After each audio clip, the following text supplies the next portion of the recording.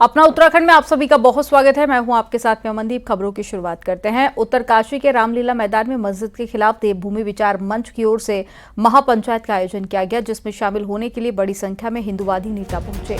वहीं हैदराबाद के विधायक टी राजा भी पहुंचे। उन्होंने कहा कि मैं उत्तरकाशी और उत्तराखंड के लोगों को जगाने आया हूं। टी राजा ने ओवैसी पर भी जुबानी हमला बोला। वहीं सीएम धामी से यूपी सीएम योगी के साथ में बैठकर चर्चा करने की सलाह दी। उन्होंने कहा कि धामी जी को भी एक बुलडोजर खरीदना चाहिए। महापंचायत में गंगोत्री से बीजेपी विधायक सुरेश चौहान शामिल हुए, तो वहीं स्वामी दर्शन भारती भी मौजूद रहे। विधायक सुरेश चौहान ने कहा कि सरकार मस्जिद की जांच करा रही है, यदि अवैध हुई तो उसे तोड़ा जाएगा। विश्व हिंदू परिषद ने मस्जिद को अवैध बताते हुए पूरे राज्य में 15 दिन बाद फिर से प्रदर्शन की बात कही। वहीं महापंचायत के दौरान सुरक्षा के पुख्ता इंतजाम भी किए जा रहे हैं। तो हम धामी जी से निवेदन करते हैं कि एक बार चाय पे चर्चा योगी जी से कर लें। योगी जी किस प्रकार से अवैध मज़ारों को, अवैध जो लोग कब्जा करते हैं उनको किस भाषा में, किस स्टाइल में योगी जी उत्तर प्रदेश में काम कर रहे हैं, वो स्टाइल इम्प्लीमेंट उत्तराखंड में भी करने की आवश्यकता है। क्योंकि जो लोग बातों से नहीं मानते उनको समटाइम बुलडोजर से भी समझाना पड़ेगा। पूरे जो अवैध निर्माण की बात की गई उसमें पूरी जांच की बात की गई और ये अवैध होगा तो इसको तोड़वाया जाएगा, ये साफ स्पष्ट वाली बात है। और जो हमारे तमाम हिंदू संगठनों ने जो तय किया, पूरा जो है यहाँ पर जो है लव जिहाद की बात हो, लैंड जिहाद की बात हो, इसके विरोध में तमाम फेरी के बहाने, ठेली रेवड़ी के बहाने जो उनकी तादाद दिन पर दिन बढ़ रही है, जो तमाम रोहिंग्या जो मुसलमान जो यहाँ पर आ रहे हैं, उससे पूरा हिंदू वर्ग जो है, पहाड़ का शांत एरिया है, ये बाबा विश्वनाथ की नगरी है, माँ गंगा की नगरी है। हरिद्वार में हर की पैड़ी कॉरिडोर को लेकर कांग्रेस लगातार सरकार पर हमलावर है। कॉरिडोर की डीपीआर सार्वजनिक करने की मांग को लेकर हरिद्वार में कांग्रेस ने मशाल यात्रा निकाली। इस दौरान कांग्रेस प्रदेश अध्यक्ष करण माहरा भी शामिल हुए। शिव मूर्ति चौक से हर की पैड़ी तक गई मशाल यात्रा में सैकड़ों कांग्रेस कार्यकर्ताओं के साथ में व्यापार मंडल के लोग भी शामिल हुए। करण माहरा का कहना है कि कॉरिडोर के जरिए धर्मनगरी हरिद्वार का स्वरूप बदलने का प्रयास किया जा रहा है। इसके स्वरूप को बदलने नहीं दिया जाएगा। भगवान शिव की ये धरती है, चंडिका माई बैठी है और इधर मनसा देवी माई इधर बैठी हुई हैं। उस धरती को जिससे हजारों लाखों लोगों का पेट भरता है और साथ में लोग, हमारी धर्म और संस्कृति का प्रतीक है हरिद्वार, उसको आप किस तरीके से नष्ट भ्रष्ट कर सकते हैं? हमको इसको लंदन नहीं बनाना है, हमको अपनी धर्मनगरी जो हरिद्वार है उसको धर्मनगरी ही रखना है। राजधानी देहरादून के बल्लूपुर क्षेत्र में मुस्लिम युवक द्वारा सामान खरीदने आई एक युवती के साथ में बदसलूकी की गई और घटना गुरुवार रात की बताई जा रही है, जहां दुकान पर गई युवती के साथ में दुकान पर काम कर रहे युवक ने अभद्रता की, जिस पर गुस्साए लोगों ने जमकर बवाल किया, जिसका वीडियो भी सामने आया। वहीं युवती की शिकायत पर पुलिस ने केस दर्ज कर लिया है। एसएसपी देहरादून ने बताया कि दुकान पर जाने के बाद में ऑर्डर करने पर सामान मांगने पर अश्लील शब्दों से युवक ने जवाब दिया, जिसको लेकर जांच की जा रही है। ये प्रकरण शिकायत आई थी कि जिसमें दुकान पर जाने के बाद कुछ ऑर्डर किया गया, कुछ सामान मांगा गया, उसमें उसको दूसरे शब्दों में, अश्लील शब्दों में उसका जवाब दिया गया और चूंकि ये प्रकरण महिला संबंधी था, उसकी शिकायत पर तत्काल इस पर मुकदमा दर्ज कर लिया गया। 31 साल बाद एक शख्स खोया हुआ बेटा बनकर एक परिवार के पास में पहुंचा। परिवार ने भी उसे स्वीकार कर लिया, लेकिन अब मिलने बिछड़ने की इस कहानी में एक बड़ा मोड़ आ गया है। देहरादून के शर्मा परिवार ने दावा किया है कि जो राजू बनकर गाजियाबाद आया है, दरअसल वो कोई और है। इसके बाद में गाजियाबाद पुलिस पूछताछ के लिए उसे अपने साथ ले गई। रिपोर्ट आपको दिखाते हैं।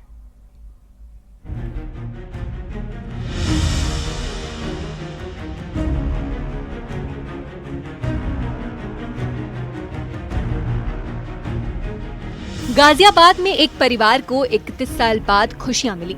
उनके बेटे राजू का 31 साल पहले अपहरण हो गया था। जब पुलिस की मदद से राजू घर पहुंचा तो घर वालों ने भी उसे अपना लिया। लेकिन अब इस कहानी में एक बहुत बड़ा ट्विस्ट आ गया है, जिससे राजू के घर वाले भी असमंजस में पड़ गए हैं कि आखिर जो बेटा बनकर उनके घर आया है वो हकीकत में उनका बेटा है या नहीं। इसका कनेक्शन अब देहरादून से जुड़ गया है, क्योंकि देहरादून के एक परिवार ने बेहद ही गंभीर आरोप लगाए हैं, जिससे देहरादून और गाजियाबाद पुलिस भी दंग है। देहरादून के शर्मा परिवार का आरोप है कि जो राजू बनकर गाजियाबाद आया है, दरअसल उसका नाम राजू है ही नहीं। परिवार का दावा है कि जो गाजियाबाद में खुद को राजू बता रहा है, उसने अपना नाम मोनू बताया था। देहरादून में कपिल देव शर्मा का परिवार रहता है। करीब 16 साल पहले उनका बेटा भी खो गया था।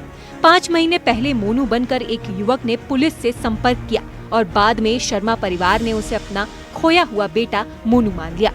उसने देहरादून एसएसपी ऑफिस पहुंचकर अपनी ऐसी अपहरण की कहानी सुनाई जिससे पुलिस को भी यकीन हो गया। कपिल देव शर्मा का बेटा लोहिया नगर से गुम हुआ था। उसने ऐसी कहानी गढ़ी जो बिल्कुल हकीकत से मिलती जुलती थी। बाद में पुलिस ने परिवार की तलाश कर उसे सौंप दिया। काफी समय तक वो उनके साथ मोनू बनकर रहा।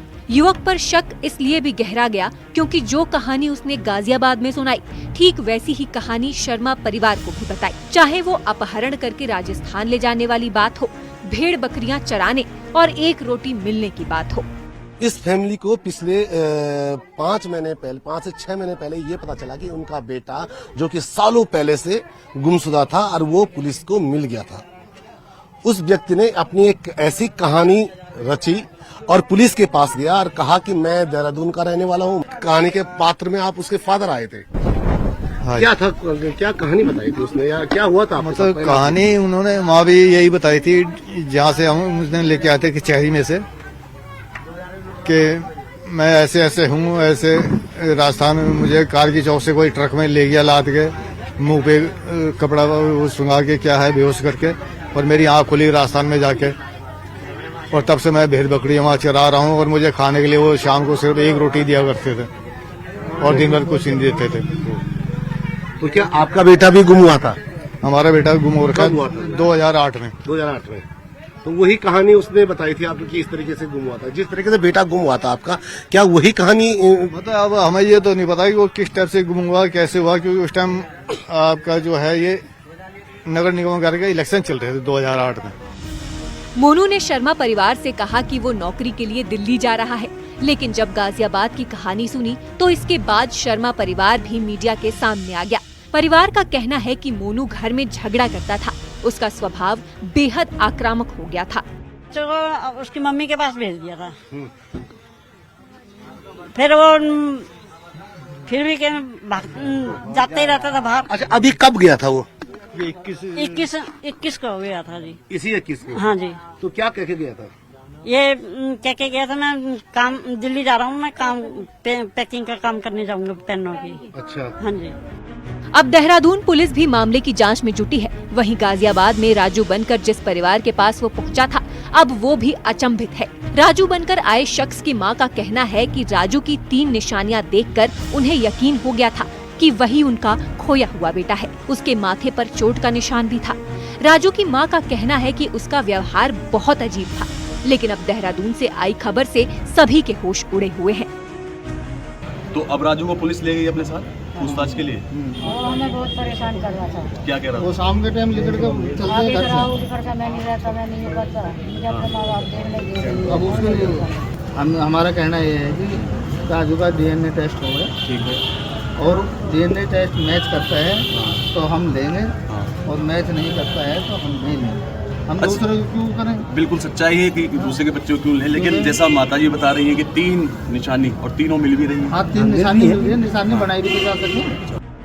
पुलिस पूछताछ के लिए राजू को अपने साथ ले गई है। वहीं घर वाले DNA टेस्ट की भी मांग कर रहे हैं। ये वही परिवार है जो इससे 3 दिन पहले बेहद खुशियां मना रहा था कि 31 साल बाद उनका बेटा घर पर वापस आया है, लेकिन जैसे ही पता चला कि देहरादून में भी ऐसी ही स्टोरी बनाकर राजू ने एक और परिवार के साथ ऐसा किया, उसके बाद पुलिस ने राजू को तफ्तीश के लिए, पूछताछ के लिए अपने पास ले लिया है, डिटेन किया हुआ है। वहीं दूसरी ओर परिवार का कहना यह है कि अब ऐसे में वो राजू का DNA कराएंगे। DNA से इस बात का चल पाएगा कि राजू उनका असल बेटा है या नहीं। कैमरा पर्सन सतीश के साथ अमित राणा, न्यूज़ 18 उत्तर प्रदेश। राज्य सरकार के निर्देश के बाद में रजिस्ट्रार ऑफिस में होने वाली जमीनों की रजिस्ट्री पर प्रशासन की नजरें जरूर हैं। नैनीताल डीएम ने निर्देश दिए हैं कि अगर जमीनों का मामला विवादित दिखे तो उस पर जांच करें, लेकिन उत्तराखंड में किसने कितनी जमीन खरीदी है इसकी जांच कर पाना प्रशासन के लिए आसान नहीं है। तो इसमें सख्ती रखने के निर्देश ही दिए गए हैं सभी एजेंसीज को। साथ में कोई भी ऐसे सस्पिशियस ट्रांजैक्शंस अगर रजिस्ट्री कार्यालयों में पाए जाते हैं तो उनकी त्वरित सूचना एजेंसीज को दिए जाने के लिए सब रजिस्ट्रार्स को भी हम लोगों ने यहाँ से डायरेक्ट किया है। चुनावी व्यस्तताओं से फ्री होने के बाद में सीएम पुष्कर सिंह धामी का अगला टारगेट अब योजनाओं का खुद निरीक्षण करना है। इसके लिए मुख्यमंत्री जल्द ही जिलेवार रात्रि विश्राम और साथ ही प्रवास पर जाएंगे, जहां पर जनता दरबार लगाकर लोगों से 1-to-1 बातचीत करेंगे। रिपोर्ट आपको दिखाते हैं।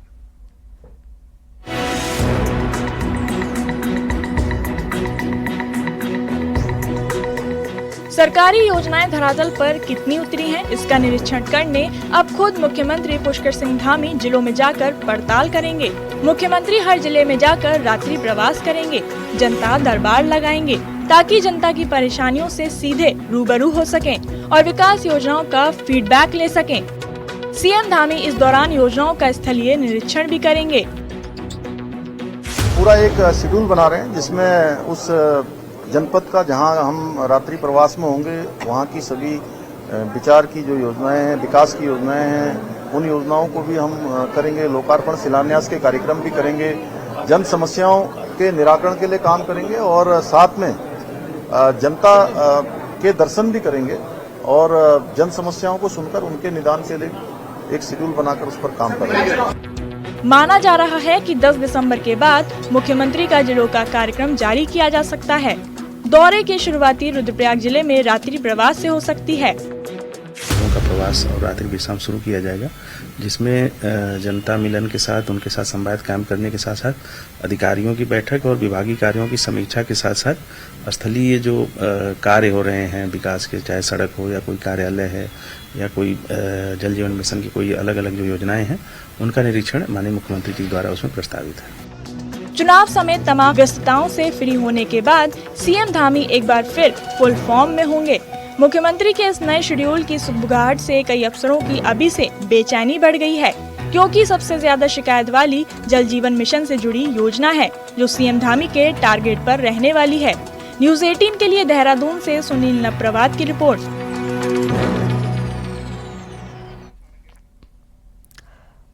चमोली के कई इलाकों में भालू के आतंक से लोग परेशान हैं। ताजा मामला जोशीमठ थाने का है, जहां पर रविवार सुबह 4:30 बजे थाने में भालू घुस गया और कुत्ते पर हमला कर दिया। वहीं इलाके में भालू घूमता हुआ भी दिखाई दिया, जिसकी तस्वीर भी सीसीटीवी में कैद हो गई। पुलिस वालों का कहना है कि वन विभाग को इसके बारे में जानकारी दी गई है।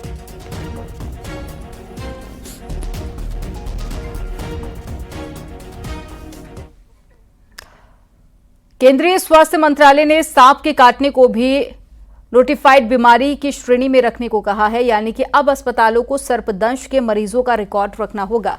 उत्तराखंड भी उन राज्यों में से एक है जहां पर सर्पदंश से सबसे अधिक मौतें होती हैं। रिपोर्ट आपको दिखाते हैं।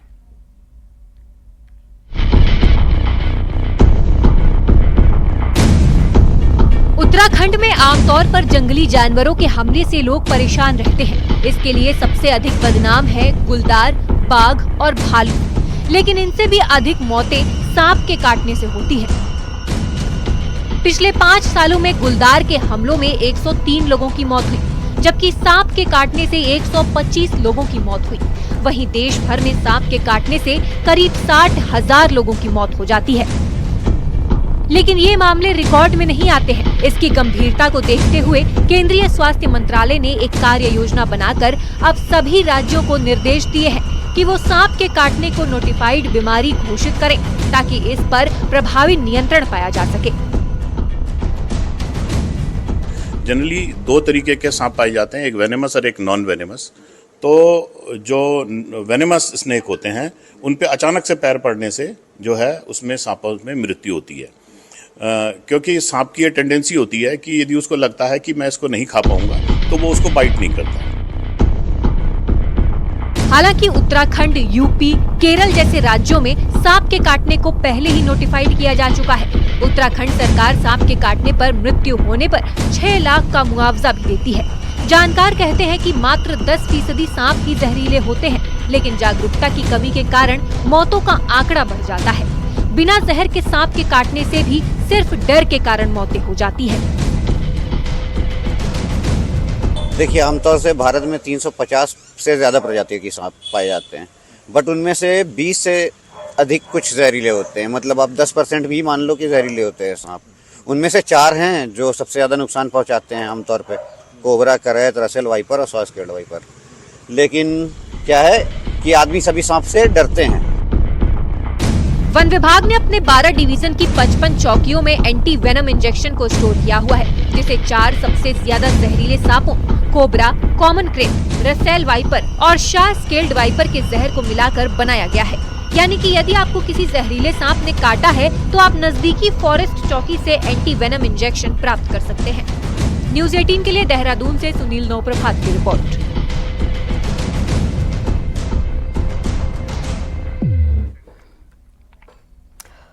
देवभूमि के लोग आज भी अपनी सांस्कृतिक विरासत को संजोए रखते हैं।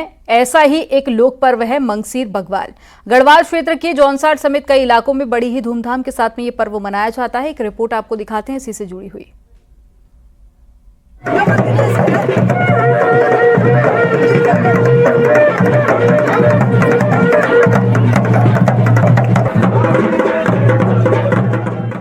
ये तस्वीरें हैं उत्तरकाशी की, जहां आजकल मंगसीर बग्वाल की धूम देखी जा रही है। गांव-गांव में रात भर ग्रामीण भेलू घुमाते नजर आ रहे हैं। इस अवसर पर बाल बग्वाल, बेटी बग्वाल, मुख्य बग्वाल, भैलू नृत्य, रासो नृत्य, रसाकसी गढ़ चित्रकला प्रदर्शनी, गढ़ संग्रहालय प्रदर्शनी, गढ़भोज स्टॉल और फैशन शो का भी आयोजन किया गया। गढ़वाल क्षेत्र के जौनसार, बूढ़ा केदार, बड़ा हाट क्षेत्रों में बड़ी ही धूमधाम से मंगसीर बग्वाल मनाया जाता है और ये 3 दिवसीय पर्व दिवाली के ठीक 1 महीने बाद मनाया जाता है। कई सालों से मनाते आ रहे हैं और ये हमारा पुराना वेशभूषण है।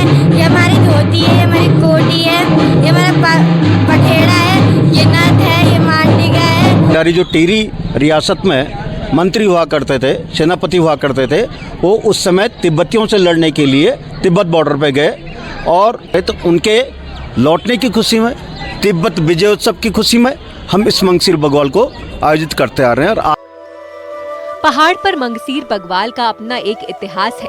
कहा जाता है कि गढ़वाल नरेश महिपत शाह के शासन काल में तिब्बती लुटेरे गढ़वाल की सीमा में घुसकर लूटपाट करते थे। तिब्बती लुटेरों को रोकने के लिए राजा ने माधो सिंह भंडारी एवं लोदी रिखौला के नेतृत्व में अपनी सेना तिब्बत पर आक्रमण के लिए भेज दी थी। जैसे जैसे गांवों में वीर सैनिकों के वापस लौटने की सूचना मिली, टिहरी रियासत के सकलाना, संपूर्ण जौनपुर, बड़ा हाट, खाई, टकनौर, बाड़ा गड्डी, धनारी, धौंतरी प्रताप नगर आदि क्षेत्रों में इसे विजय उत्सव अथवा मंगसीर बग्वाल के रूप में मनाया जाने लगा। ये हमारे वीर भड़ों के सम्मान में मनाया जाने वाला त्यौहार है, जो कि महाराजा महिपत शाह के शासनकाल में जब तिब्बती लुटेरे यहाँ पे आए थे, उन्होंने लूटपाट करी थी। फिर हमारे जो वीर भट सेनापति माधो सिंह जी थे और लोदी रिखौला जी थे, उन्होंने उनके साथ युद्ध किया और उनको मार भगाया और दीपावली के दौरान वो लोग नहीं पहुँच पाए। तो उसके ठीक 1 महीने बाद वो लोग पहुँच पाए जब युद्ध जीत करके, और तो उसके सम्मान में, उसकी खुशी में हम तिब्बत विजय उत्सव का त्यौहार मनाते हैं। जो हमारे जो है कल्चर है या हमारी बोलचाल है, उन सब के संरक्षण के लिए जो है विगत 17 सालों से जो है ये इस कार्यक्रम को जो है लगातार करवा रही है। पहाड़ पर मंगसीर की बग्वाल उत्तराखंड की संस्कृति का भी प्रतीक है, जहां 3 दिनों से मंगसीर की बग्वाल की धूम है देखने को मिल रही। न्यूज 18 के लिए उत्तरकाशी से बलवीर परमार की रिपोर्ट। बद्रीनाथ धाम में कपाट बंद होने के बाद में मास्टर प्लान के कार्यों ने रफ्तार पकड़ ली है। इस सीजन में बर्फबारी से पहले अधिकांश कार्यों को पूरा करने का लक्ष्य रखा गया। चमोली के डीएम ने मास्टर प्लान के अंतर्गत संचालित पुनर्निर्माण कार्यों और साथ ही आगामी यात्रा व्यवस्थाओं को लेकर स्थलीय निरीक्षण किया। उन्होंने कार्यदायी संस्थाओं को सभी कामों का गुणवत्ता और समय के साथ में तेजी से पूर्ण करने के निर्देश भी दिए। इनमें अच्छा काम चल रहा है और करीब 90% काम पूरा हो चुका है। माननीय प्रधानमंत्री जी के कार्यालय से भी निरंतर समीक्षा होती रहती है और इन्हीं कार्यों को प्राथमिकता भी दी जानी है पूर्ण करने के लिए। जागेश्वर धाम में वैसे तो सावन के महीने और गर्मियों से ही श्रद्धालुओं की संख्या बढ़ती है, लेकिन प्रधानमंत्री नरेंद्र मोदी के जागेश्वर धाम में दर्शन के बाद में पूरे साल बड़ी संख्या में श्रद्धालु पहुंच रहे हैं। रिपोर्ट आपको दिखाते हैं। अल्मोड़ा से 36 किलोमीटर दूर पिथौरागढ़ हाईवे पर जागेश्वर धाम है, जहां सावन माह में भगवान शंकर को जलाभिषेक करने और शिवरात्रि की पूजा करने के लिए अधिक संख्या में श्रद्धालु आते हैं। लेकिन 2023 के अक्टूबर में पीएम मोदी ने जागेश्वर धाम के दर्शन किए, जिसके बाद से साल भर श्रद्धालुओं का धाम में तांता लगा रहता है।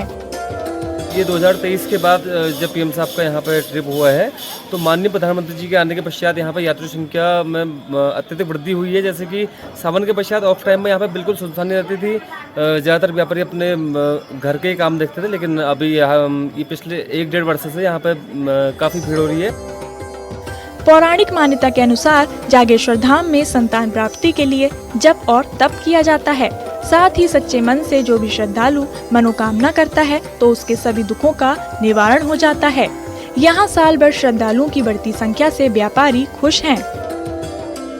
प्रधानमंत्री मोदी जी के जागेश्वर आने के बाद यहाँ पर श्रद्धालुओं की संख्या में काफ़ी बढ़ोतरी हो गई है। पहले ऑक्सीजन में यहाँ पर लगभग सन्नाटा जैसा रहता था, अधिकतर कई दुकानें बंद रहती थी, लेकिन पिछले साल से यहाँ पर इतना रस बढ़ा है, इतना श्रद्धालु यहाँ पर पहुँच रहे हैं, सारी दुकानें पैक चल रही हैं, होटल पैक चल रहे हैं।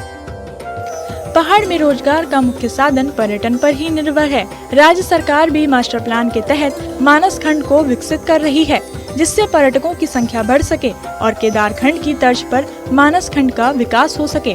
न्यूज़ 18 के लिए अल्मोड़ा से किशन जोशी की रिपोर्ट।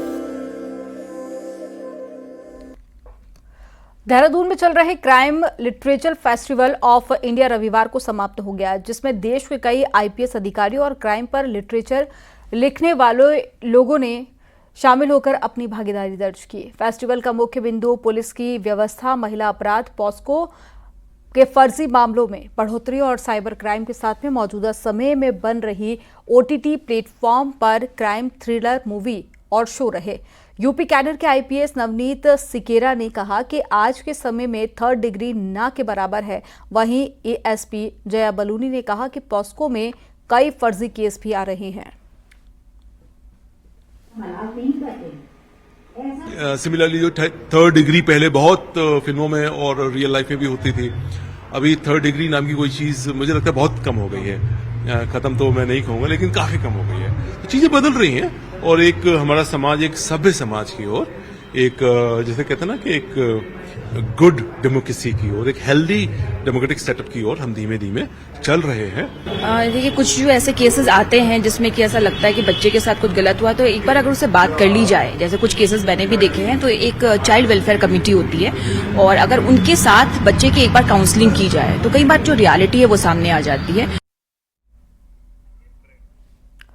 क्या वक्त हो गया एक छोटे से ब्रेक का। आप देखते रहिए न्यूज़ 18।